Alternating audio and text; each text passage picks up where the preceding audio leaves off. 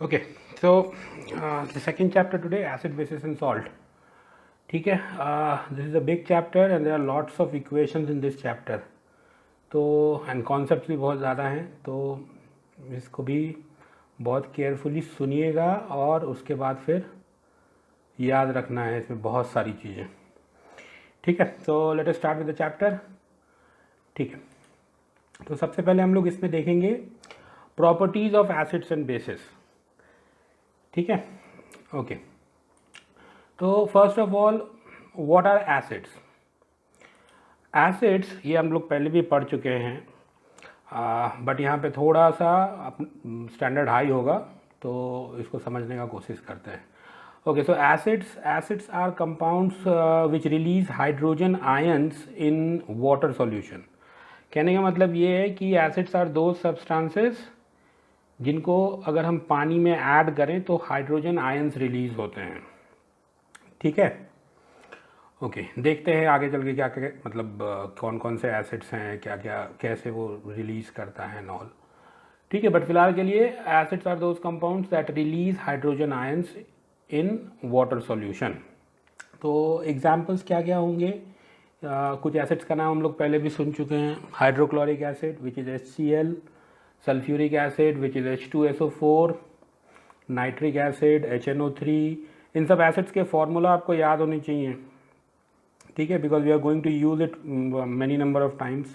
बहुत बार यूज़ होगा ये, और अब तक तो याद हो जाना चाहिए because is are very common acids. So ठीक है, इसके बाद भी एसिड सब डे टू डे लाइफ में भी हम लोग देखते हैं. Citric acid, lactic acid. Citric acid vinegar में होता है, लैक्टिक एसिड मिल्क में होता है. There are lots of other acids, but इन सब एसिड्स में एक चीज़ कॉमन है कि they are going to release H+ ions और हाइड्रोजन आयंस अगर हम उसमें वाटर ऐड करेंगे तो ये होता कैसे है? अब जैसे मान लो HCl है हमारे पास. HCl इसको अगर हमने वाटर में ऐड करा, HCl हाइड्रोक्लोरिक एसिड, ये गैसियस स्टेट में होता है. ये हम लोग लास्ट चैप्टर में भी देखे थे. ओके, ठीक है. तो बेसिकली HCl गैस को अगर हमने डिज़ोल्व किया, मतलब इसी इक्वेशन में हमने स्टेट नहीं लिखा है. ठीक है, तो HCl जो है वो उसको अगर हमने वाटर में डिज़ोल्व किया तो ये जो HCl का मॉलिक्यूल है it breaks down into H+ and Cl-. ठीक है, ये HCl का जो मॉलिक्यूल है वो H+ आयंस मतलब H+ कैटायन और Cl- एनायन में ब्रेक हो जाता है.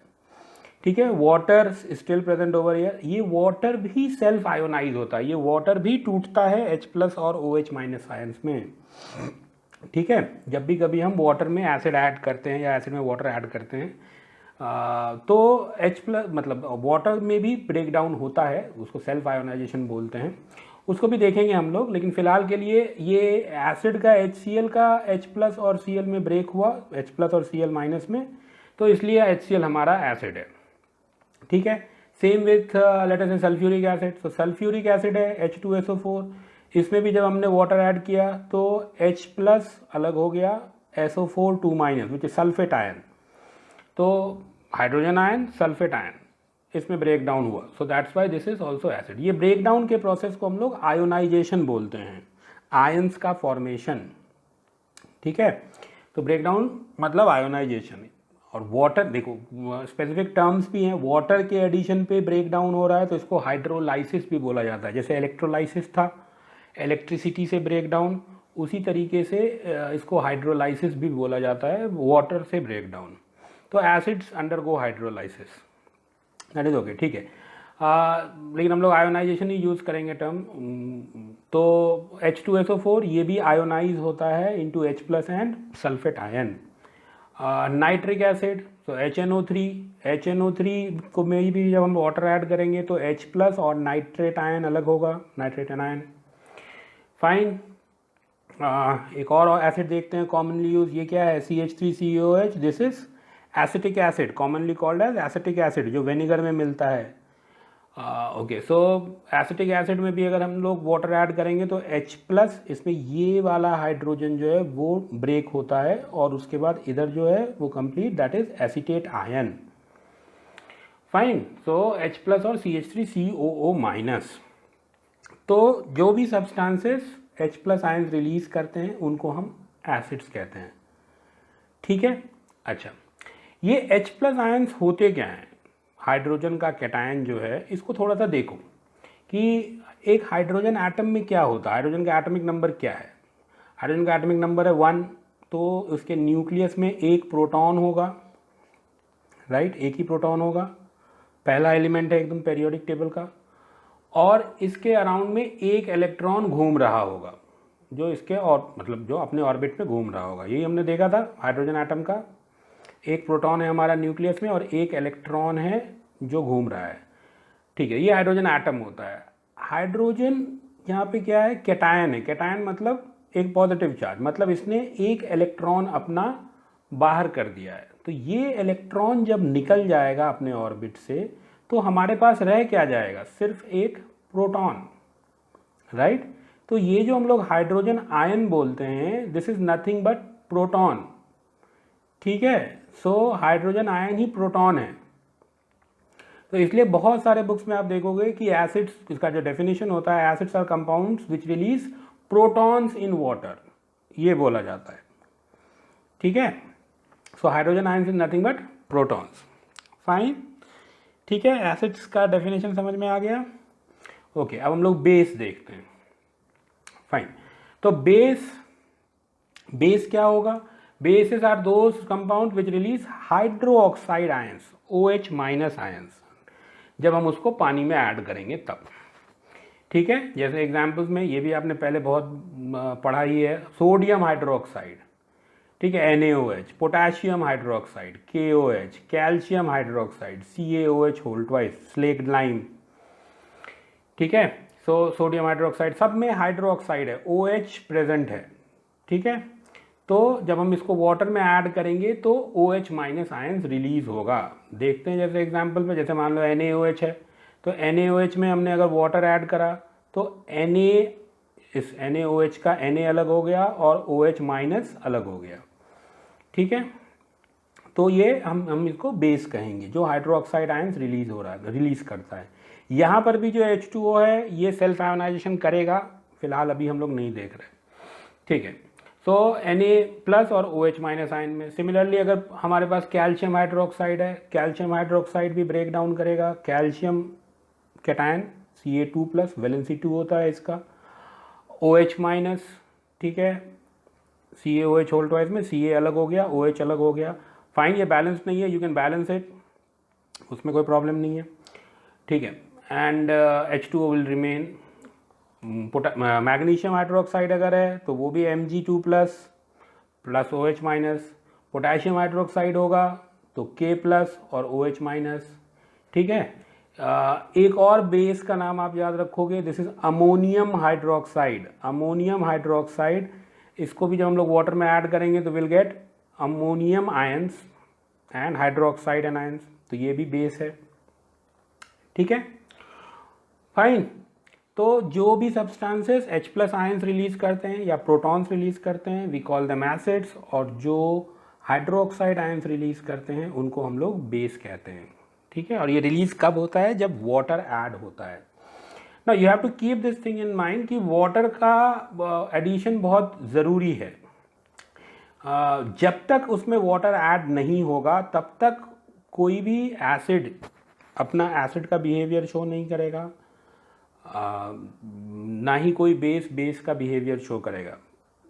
ठीक है, अगर मैं मान लो एक ऐसा एसिड ले लेता हूँ जो कंप्लीटली विदाउट वाटर है, जैसे तो हम लोग जानते हैं कि एसिड जो होता है वो लिक्विड फॉर्म में होता है, बट एक्चुअली ऐसा नहीं है। There are lots of acids जो सॉलिड फॉर्म में भी मिलते हैं, लेकिन जब तक वो सॉलिड हैं तब तक वो कोई भी सॉलिड मतलब एसिड का बिहेवियर शो नहीं करेगा, कोई भी एसिड की प्रॉपर्टी शो नहीं करेगा, अनलेस एंड अनटिल उसमें आप वाटर ऐड करो। क्यों वाटर ऐड करते हैं? सो दैट कि आयोनाइजेशन हो, और आयोनाइजेशन जब होगा, जब H+ आयंस या OH- आयंस रिलीज होंगे, तभी जाकर के कोई भी एसिड का प्रॉपर्टी शो करेगा या कोई बेस का प्रॉपर्टी शो करेगा। ठीक है, ओके। एंड दूसरा और भी एक इम्पॉर्टेंट पॉइंट आता है कि ये जो आयोनाइजेशन है वो बहुत ही एक्सोथर्मिक प्रोसेस होता है। आयोनाइजेशन जब भी ये ब्रेक डाउन होता है, वेदर इट्स इन एसिड और इन बेस, कि जब भी ये ब्रेक डाउन होता है, it's an highly exothermic process. ये बहुत ज़्यादा एक्सोथर्मिक, बहुत ज़्यादा हीट इवॉल्व होता है। ठीक है, ओके। तो इन सबको हम लोग ध्यान में रखेंगे। ओके, एक और पॉइंट है हमारा bases that are soluble in water are called alkali. ठीक है, सारे बेसिस जो हैं वो सॉल्युबल नहीं होते। देखो वाटर ऐड करने से ब्रेक डाउन होता है, लेकिन कुछ बेसिस ऐसे होते हैं जो रेडिली डिजॉल्व हो जाते हैं। ठीक है, जैसे NaOH ये कम्प्लीटली डिजॉल्व हो जाता है, तो इसको हम लोग अल्कली बोलते हैं। ये जो हमारा CaOH होल ट्वाइस है ये कम्प्लीटली डिजॉल्व नहीं होता। ठीक है, तो this doesn't come under alkali. Potassium hydroxide जो है ये अल्कली है हमारा, ये डिजॉल्व हो जाता है। These are all the facts जो आपको जानना है। वैसे पेरियोडिक टेबल जब जानोगे तो फर्स्ट ग्रुप के जो एलिमेंट्स होते हैं वो अल्कली एलिमेंट्स कहलाते हैं। उनके जितने भी हाइड्रोक्साइड्स हैं फर्स्ट ग्रुप के वो सारे सॉल्युबल होते हैं, so that's why they are all are known as alkali. तो कैल्शियम, मैग्नीशियम ये सब फर्स्ट ग्रुप का एलिमेंट नहीं है, ये सेकंड ग्रुप का एलिमेंट है। वैसे पेरियोडिक क्लासिफिकेशन में ये पढ़ना भी है, बट फिलहाल के लिए जो बेसिस हैं वो जब अगर वो पानी में सॉल्युबल होते हैं तो वो अल्कली कहलाता है। ठीक है, एग्जाम्पल में अभी तुम्हारे लिए सोडियम हाइड्रोक्साइड और potassium hydroxide, these two are alkali. ठीक है, ओके फाइन। तो एसिड्स एंड बेसिस ये डेफिनेशन था और ये एग्जाम्पल्स क्लियर हो गया। ठीक है, नेक्स्ट हम लोग देखेंगे strength of acids and bases. Now by strength of acids, हर एसिड जो है वो सेम स्ट्रेंथ का नहीं होता। कुछ स्ट्रॉन्ग एसिड्स होते हैं, कुछ वीक एसिड्स होता है। ठीक है, अब स्ट्रॉन्ग एसिड्स हम किनको कहेंगे? Strong acids are those acids which ionize completely in water to produce large number of H+ ions. ठीक है, अब जैसे मान लो HCl है, अब HCl को अगर हमने पानी में डिजोल्व किया तो लेट अस से हमने 10 ml HCl लिया। अब 10 ml HCl में हम मान के चलते हैं लेट अस से 10 लाख H+ के HCl के मॉलिक्यूल्स हैं, और जब हमने उसको पानी में ऐड किया तो सारे के सारे या लगभग 90-95% जो है जितने भी मॉलिक्यूल्स थे वो टूट गए, वो ब्रेक डाउन हो गया। तो such acids are called strong acids. ठीक है, ओके। एंड वीक एसिड्स क्या होगा? Weak acids ionize partially in water, they do not ionize completely in water. तो ऐसे एसिड्स जिसमें आयोनाइजेशन का प्रोसेस होता तो है लेकिन पार्शियल होता है, सारे के सारे मॉलिक्यूल्स ब्रेक डाउन नहीं होते, ओनली 25-30% ऑफ द मॉलिक्यूल्स ही ब्रेक डाउन होगा। Such acids are called weak acids. ठीक है, तो स्ट्रॉन्ग एसिड्स में जो एग्जाम्पल्स होंगे वो हमारा क्या है? Mineral acids. मिनरल एसिड्स मतलब जो एसिड्स मिनरल्स के बने हुए हैं, जैसे hydrochloric acid, sulphuric acid, nitric acid, ये सब कॉमन एसिड्स के नाम हम लोग जानते हैं, वो सब मिनरल एसिड्स हैं। ठीक है, मिनरल्स के बने हुए हैं, सल्फर का बना हुआ है, नाइट्रोजन का बना हुआ है, फॉस्फोरिक एसिड भी आएगा। ठीक है, so these are mineral acids. Mineral acids are strong acids. और weak acids के जो एग्जाम्पल होगा those are carboxylic acids. Carboxylic acids carbon के बने हुए होते हैं। एग्जाम्पल जो हम लोग डे टू डे लाइफ में यूज़ भी करते हैं, सिट्रिक एसिड जो लेमन में मिलता है। इसके फॉर्मूलाज आपको नहीं जानना, ये सब जो फॉर्मूलाज हैं ये आपको नहीं जानना। ठीक, कुछ कुछ का ही जानना है, जैसे एसिटिक एसिड ये आपको जानना है बिकॉज कार्बन चैप्टर में ये आएगा फिर से। ठीक है, so citric acid, oxalic acid, इन सब का उतना जानना नहीं है आपको formula, but these are weak acids. बस इतना जानना है कि ये सब वीक एसिड्स होते हैं बिकॉज ये कंप्लीट आयोनाइजेशन नहीं करते। Citric acid is found in lemon, oxalic acid is found in tomato, acetic acid तो विनेगर में मिलता है। ठीक है, फिर you come across many weak acids, formic acid, then we have tartaric acid जो टैमरिंड में मिलता है, इमली में। Okay, then the strong acids can not be consumed, इनको हम लोग कंज्यूम नहीं कर सकते। ठीक है, एक्सेप्शंस आर ऑल एवरीवेयर।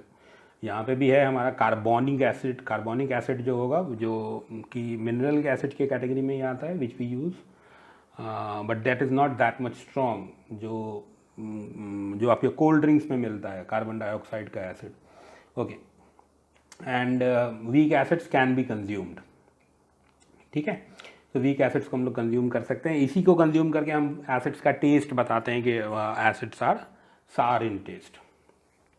ठीक है, so strong acids that ionize completely in water and weak acids that ionize partially in water.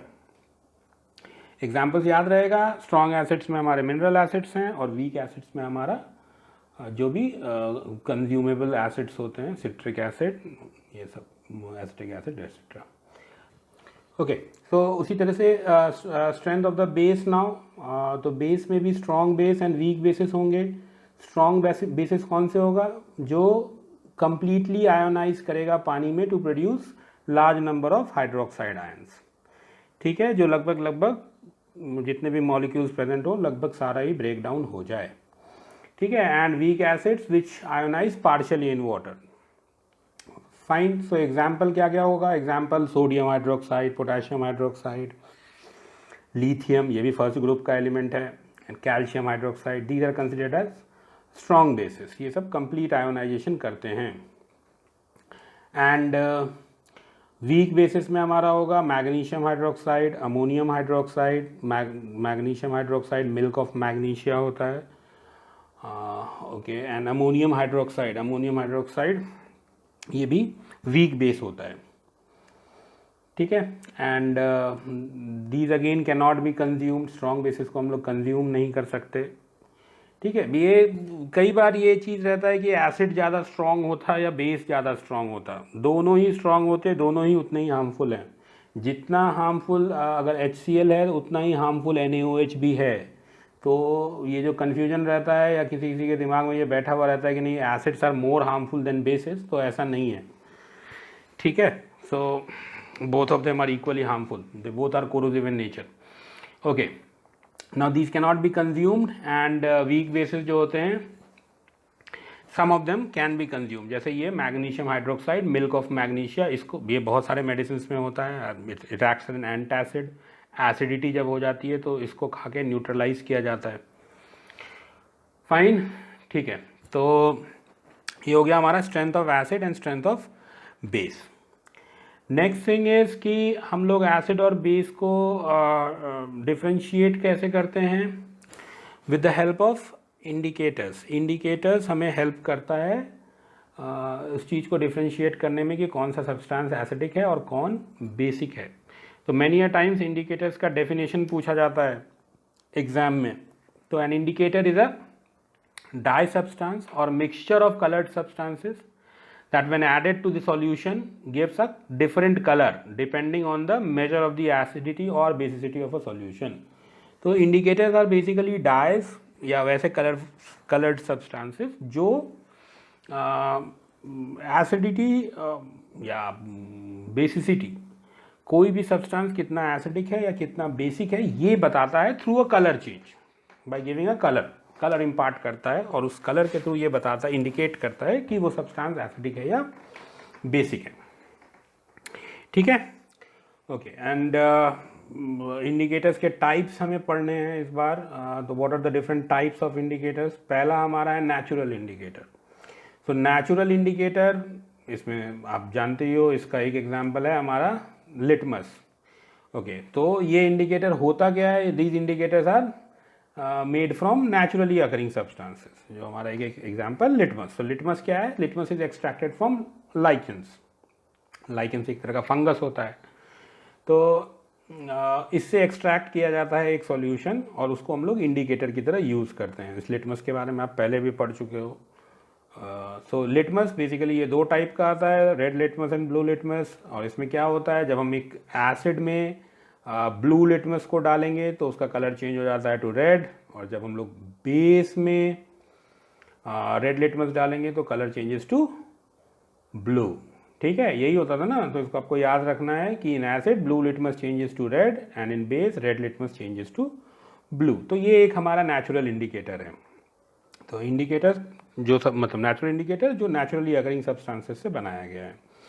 Litmus को भी जब हम लोग एक्सट्रैक्ट करते हैं लाइकेन से तो वो बेसिकली ये एक्सट्रैक्टेड प्रोडक्ट है। ये लिटमस सॉल्यूशन बनाते हैं हम लोग और उसको फिल्टर पेपर पे जब डाल देते हैं तो हमें लिटमस पेपर मिलता है। ठीक है, so next natural indicator is turmeric paper. ये तो घर घर में अवेलेबल है, बेसिकली सेम टर्मरिक। तो टर्मरिक पेपर को जब हम लोग एसिड सॉल्यूशन में डालेंगे, टर्मरिक पेपर का एक्चुअल कलर येलो ही रहेगा। ये टर्मरिक का एक्चुअल कलर येलो ही होता है। तो उसको जब हम लोग एसिड में डालते हैं तो वो उसमें कोई कलर चेंज नहीं होता, but in base it changes to red. Turmeric paper का कलर येलो, एसिड में कोई चेंज नहीं होता एंड बेस में वो रेडिश हो जाता है। ठीक है, ठीक है। So apart from litmus and turmeric paper there are other indicators, जैसे हमारा रेड कैबेज है, चाइना रोज़ है, इन सब के उतने कलर चेंजेस हमें जानना नहीं है, बट जस्ट नाम ही काफ़ी है। So red cabbage, China rose, because ये सब यूज़ नहीं होता उतना लैब्स में, तो just we need to know the name, nothing else. ठीक है।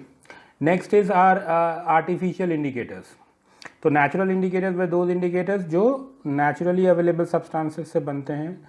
Artificial indicators are those indicators जो सिंथेटिक मटेरियल से बनता है, मतलब लैब में ऑलरेडी अवेलेबल केमिकल से जिनको बनाया गया है। तो इसमें सबसे पहले हमें जानना है आर्टिफिशियल इंडिकेटर में फिनोप्थेलीन इंडिकेटर। फिनोप्थेलीन इंडिकेटर, फिनोप्थेलीन सॉल्यूशन होता है जिसका कलर जो खुद कलरलेस होता है। ठीक है, ओके।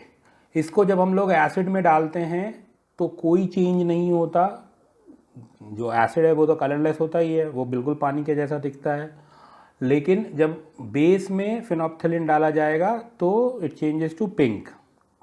फाइन, तो एसिड में there is no change, base में pink. This is very very important, इसको याद रखिए बिकॉज ये आपके एग्ज़ाम में बहुत बार पूछा जाएगा। फिनोप्थेलीन इंडिकेटर बेस में पिंक कलर इम्पार्ट करता है और एसिड में इट स्टेज कलरलेस। ठीक है, फिनोप्थेलीन का खुद का कलर भी कलरलेस ही होता है, ये खुद भी पानी के जैसा ही होता है। ठीक है, और सिर्फ ये बेस को इंडिकेट कर रहा है, एसिड को इंडिकेट नहीं कर रहा है, इसलिए हम इसको बेसिक इंडिकेटर भी बोलते हैं। जैसे टर्मरिक भी हमारा बेसिक इंडिकेटर ही होगा बिकॉज वो एसिड को कोई कलर नहीं देता, एसिड में वो कोई चेंज नहीं शो करता। तो ऐसे इंडिकेटर जो सिर्फ एक ही सब्सटेंस आइदर एसिडिक या बेसिक नेचर शो करते हैं तो उनको उसी तरह का इंडिकेटर बोला जाता है। तो phenolphthalein is a type of basic indicator जो सिर्फ बेस को इंडिकेट करता है। ठीक है, नेक्स्ट आर्टिफिशियल इंडिकेटर में हमें देखना है मिथाइल ऑरेंज। तो मिथाइल ऑरेंज इंडिकेटर जो है इसका खुद का कलर भी ऑरेंज होता है और जब हम उसको एसिड में डालेंगे तो वो रेडिश हो जाता है और बेस में वो येलो कलर का हो जाता है। ठीक है, तो मिथाइल ऑरेंज ये दोनों एसिड और बेस दोनों को इंडिकेट करता है। एसिड में इट गेट्स रेड और ये बेस में वो येलो कलर का हो जाता है। ठीक है, ओके। सो इंडिकेटर्स दो टाइप के अभी हमने देखे, natural indicators and artificial indicators. एक थर्ड टाइप ऑफ इंडिकेटर भी है हमारे पास जिसको हम लोग ऑल्फैक्टरी इंडिकेटर्स बोलते हैं ना। Olfactory indicators, olfactory means related to smell, जो स्मेल से इंडिकेट करता है। ठीक है, इसके बारे में उतना डिटेल में नहीं है हम लोगों को पढ़ना, वैसे इसका डिटेल में ज़्यादा कुछ है भी नहीं। So only the type of indicators, मतलब ऑल्फैक्टरी इंडिकेटर्स में जो एग्जांपल्स हैं हमारे वो हैं अनियन, वेनिला एंड क्लोव। ठीक है, ये तीनों एसिड में अपना स्मेल को रिटेन करता है और बेस में इसका स्मेल ख़त्म हो जाता है।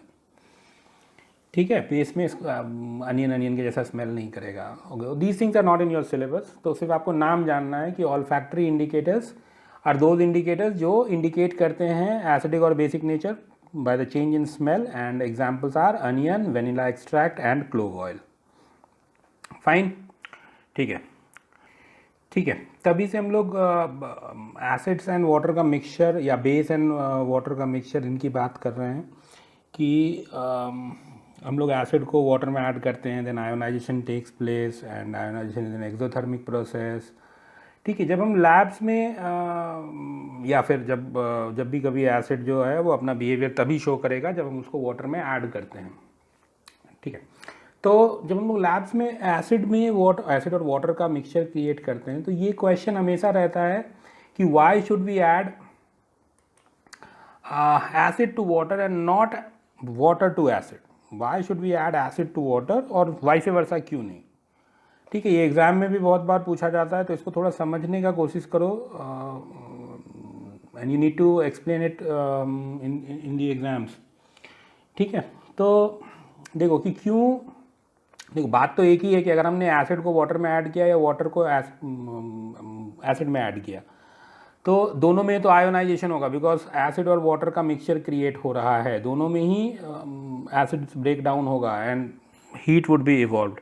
लेकिन फिर रिएक्शन में इतना डिफरेंस क्यों आ जाता, उसको समझने का कोशिश करते हैं। लेट अस से हमारे पास एक बीकर में वाटर है, ठीक है, and we are adding acid in that water drop by drop. ठीक है, हमारे पास वाटर है, वाटर में हमने एसिड ऐड किया ड्रॉप बाय ड्रॉप। ठीक है, तो जैसे ही ये एसिड वाटर के कांटेक्ट में आया, एसिड के जितने भी मॉलिक्यूल्स प्रेजेंट होंगे इसमें, वो सारा का सारा आयोनाइज हो गया, ब्रेक डाउन हो गया, and heat is evolve, because ionization is exothermic process, heat evolve होगा। Now what happens with that heat, ये वाटर जो है वो उस हीट को एब्जॉर्ब करता है। ठीक है, ये वाटर उस हीट को एब्जॉर्ब कर लेता है ना। वाटर हीट के एब्जॉर्प्शन के मामले में it's a very peculiar substance, क्योंकि आप जानते हो वाटर का जो मेल्टिंग पॉइंट होता है वो 0 डिग्री होता है और इसका बॉइलिंग पॉइंट 100 डिग्रीज होता है, 100 डिग्रीज का गैप होता है इसमें। ठीक है, तो यही बताता है कि वाटर कितना अमाउंट ऑफ हीट को एब्जॉर्ब कर सकता है। ठीक है, तो एंड इनफैक्ट आपके अर्थ पे इससे ज़्यादा अच्छा कोई भी एब्जॉर्बर ऑफ हीट नहीं है। ठीक है, इन के मतलब मैं ब्लैक बॉडी की बात नहीं कर रहा, जहाँ पे एब्जॉर्प्शन एंड रेडिएशन का कॉन्सेप्ट आता है। ठीक है, तो वाटर जो है वो बहुत ज़्यादा हीट को एब्जॉर्ब करता है। तो इस वजह से क्या होता है, विथ कांस्टेंट स्टीयरिंग जो है, ये जो डाइल्यूशन का प्रोसेस है, एडिशन ऑफ वाटर मतलब creating a mixture of acid and water, ये बहुत आराम से हो सकता है। ठीक है, तो इसी चीज़ को हम लोग बोलते हैं okay, heat evolve during ionization is absorbed by water and therefore mixing can be done in a controlled way. On the other hand, अगर हमारे पास में एसिड है और उसमें हम लोग वाटर जो है वो ड्रॉप बाय ड्रॉप अगर हम लोग ऐड करें, तो इस केस में क्या हुआ, देखो जो वाटर का ड्रॉप एसिड के साथ में आएगा उतना सा पोर्शन ऑफ एसिड आयोनाइज हो जाएगा। जितने भी मॉलिक्यूल्स के साथ में वाटर के मॉलिक्यूल्स कांटेक्ट में आएंगे वो आयोनाइज हो जाएगा and heat would be evolved. This time the heat is absorbed by the acid, remaining acid जो आयोनाइज नहीं हुआ है वो एसिड्स उस हीट को एब्जॉर्ब कर लेते। ठीक है, एंड अब जो नेक्स्ट ड्रॉप आएगा वो हीटेड एसिड के साथ रिएक्ट करेगा। ठीक है, एंड हीट का मतलब है कि उसके अंदर का काइनेटिक एनर्जी बढ़ जाएगा। ठीक है, तो एक तो ऐसे ही आयोनाइजेशन जो है वो एक्सोथर्मिक प्रोसेस है। अब नेक्स्ट ड्रॉप जो आएगा वो हीटेड एसिड के साथ रिएक्शन करेगा, तो और भी ज़्यादा अमाउंट ऑफ हीट इवॉल्व हो जाएगा। इसी को लोकल हीटिंग बोलते हैं। यहाँ जो हीट डेवलप होता है दैट इज लोकल, मतलब यूजुअली कॉल्ड लोकल हीटिंग। तो इस केस में रिएक्शन बहुत वॉयलेंट हो जाएगा। So heat evolve is absorb by the acid and with every drop reaction becomes more and more violent. ठीक है, दिस, और इसकी वजह से एक्सीडेंट्स होते हैं। Many a times glass break down हो जाता है, मतलब ग्लास ब्रेक हो जाता है। ठीक है, so that's why we should add acid to water and not water to acid. Fine, ठीक है। नाउ एक और कॉन्सेप्ट है आपका जिसके बारे में थोड़ा सा डिस्कस्ड है आपके बुक में, and that is hydronium ion का फॉर्मेशन। अब ये हाइड्रोनियम आयन क्या होता है और इसका फॉर्मेशन कैसे होता है, अब इसको एक एग्जांपल के थ्रू समझो। हमने अभी देखा था कि जब हमने HCl में वाटर ऐड करा, मतलब या वाटर में HCl ऐड करा, बेसिकली इसका जब मिक्सचर क्रिएट हुआ तो क्या हुआ, H+ आयंस और Cl आयंस में ब्रेक हुआ, आयोनाइजेशन का प्रोसेस हुआ, ये ब्रेक डाउन हो गया। ओके, फिर हम ये भी जानते हैं कि this H+ ions is nothing but protons, right.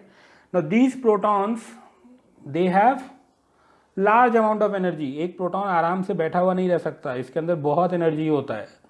ठीक है, तो ये प्रोटॉन देखो, this protons formed by the ionization process have high energy and they combine with water. वो जाकर के इस वाटर के साथ कंबाइन कर जाता है। ठीक है, ये वाटर मॉलिक्यूल और इसके साथ में ये प्रोटॉन जाकर के इसको हिट करेगा और इसके साथ ही चिपक जाएगा। तो ये जो फॉर्मेशन होता है हम लोग इसी को हाइड्रोनियम आयन कहते हैं। This H3O+ is hydronium ion. ठीक है, सो H+ प्लस H2O, सेम चीज को हम लोग बोल रहे हैं, H+ plus H2O that leads to the formation of H3O+। इसी को बोला जाता है हाइड्रोनियम आयन। ठीक है, तो ये तभी फॉर्म होता है जब एसिड वाटर में मिक्स होता है। तो ये H+ ऐसे ही घूमता नहीं, इसके बारे में डिटेल आपको नहीं पढ़ाई करना है, बिकॉज ये भी फर्दर ये भी अनस्टेबल कंपाउंड है, ये भी ब्रेक डाउन होता। ये प्रोटॉन एक H2O मॉलिक्यूल को छोड़ के दूसरे H2O मॉलिक्यूल के पास ज़्यादा रहता है। तो इस तरह का इसमें चलता रहता है, बट हमें उतना नहीं पढ़ना, हमें बस हाइड्रोनियम आयन का फॉर्मेशन को पढ़ना है कि जब हम लोग में एसिड को वाटर में मिक्स करते हैं तो प्रोटॉन्स ऐसे ही नहीं रहते, वो हाइड्रोनियम आयन फॉर्म करते हैं। ठीक है, बट इसका मतलब ये भी नहीं कि हाइड्रोनियम आयन फॉर्म करके वो स्टेबल हो जाते हैं, वो टूटता भी है। ठीक है, but hydronium ion is formed only in case of acids, not in case of bases. इसको आप याद रखोगे, hydronium ions are formed only with acid not with bases, because bases में क्या होता है, OH- आयन्स रिलीज होते हैं, राइट, OH- आयन्स रिलीज होते हैं। और मैंने ये भी बोला था कि ये H2O जो है वो सेल्फ आयोनाइज होता है, ये ब्रेक डाउन होता है इनटू H+ एंड OH-। तो ये यहाँ का H+ और बेस का OH- वो दोनों मिलकर के वाटर फॉर्म कर लेता है, तो हाइड्रोनियम आयन नहीं बनता। ठीक है, तो खैर वो सब कॉन्सेप्ट आपको है नहीं, तो फाइन। तो हाइड्रोनियम आयन ऐसे फॉर्मेशन होता है, दिस इज इम्पॉर्टेंट। ठीक है, नेक्स्ट हम लोग देखेंगे पीएच स्केल क्या होता है।